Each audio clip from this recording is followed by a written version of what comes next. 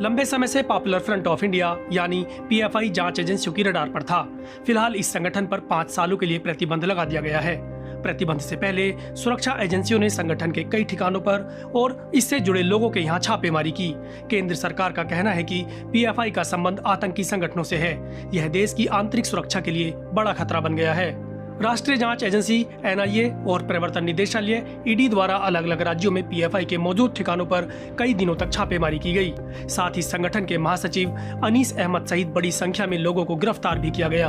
NL सारांश में हम बात करेंगे कि पीएफआई क्या है, इस संगठन पर क्या आरोप हैं और इसे क्यों बैन किया गया। साथ ही जानेंगे कि सरकार पीएफआई को लेकर क्या कहती है और पीएफआई का पक्ष क्या है।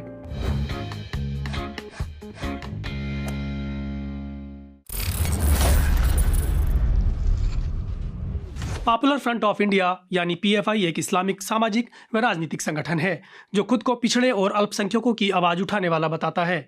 2006 में केरल में स्थापित पीएफआई 1993 में बने नेशनल डेवलपमेंट फ्रंट यानी एनडीएफ का ही एक नया संस्करण है। इसे 3 संगठनों the national development front, Manita निथि पासाराई और कर्नाटक फोरम फॉर डिग्निटी ने मिलकर बनाया था।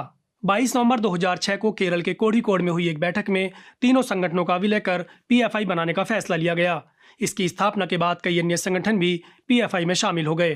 पीएफआई का दावा है कि उनका काम 23 राज्यों में फैला हुआ है और देश भर में उनके 4 लाख सदस्य हैं। पीएफआई की कई शाखाएं भी हैं, जिनमें स्टूडेंट्स के लिए कैंपस फ्रंट ऑफ इंडिया और महिलाओं के लिए नेशनल फ्रंट ऑफ इंडिया है। दरअसल पीएफआई को कथित तौर पर सिमी बदला हुआ रूप कहा जाता है। आरोप लगाया जाता है कि 25 अप्रैल 1977 में स्थापित सिमी पर जब 2001 में बैन लगाया गया, तब एक नए संगठन का उदय हुआ जिसे पीएफआई नाम दिया गया। दरअसल पीएफआई को बनाने में देश में हुई कई घटनाओं का खास योगदान है, जिनमें से 1980 के दशक में उग्र हिंदुत्व का प्रसार और 1992 में बाबरी मस्जिद का गिराया जाना शामिल है, जिसके बाद मुसलमानों में काफी रोष पैदा हो गया और दक्षिण भारत में कुछ मुस्लिम संगठन सामने निकल कर आए। पीएफआई पर केंद्र सरकार और जांच एजेंसियों ने गंभीर आरोप लगाए हैं। उनका कहना है कि पीएफआई गैरकानूनी आपराधिक साजिश, हिंसा, दंगे और आतंकवादी गतिविधियों में शामिल है और इसमें शामिल लोग आतंकी संगठनों से जुड़े हुए हैं।